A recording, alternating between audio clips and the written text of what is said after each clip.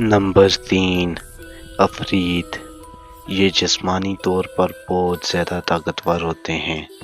इस ग्रोह को अल्लाह ताला ने हज़रत सुलेमान अलैहिस्सलाम के कब्ज़े में किया था। नंबर 2, जिन या जिन्नान। अल्लाह ताला ने इस ग्रोह को जिन्नात में सबसे पहले पैदा किया और ये हज़रत आदम अलैहिस्सलाम से भी पहले इस दुनिया में रहते थे। नंबर 1, शयातीन।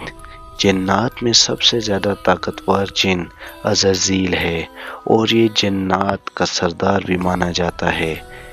इसने अल्लाह ताला की बहुत इबादत की, जिसकी वजह से इसको फरिश्तों का उस्ताद भी बनाया गया, लेकिन इसकी कम ज़र्फ़ी और बदगुमानी की वजह से ये फ़ना और नेस्त नबूद हो गया और अब ये क़यामत तक आने वाले इंसानों के लिए खुली गुमराही का सबब बनता है।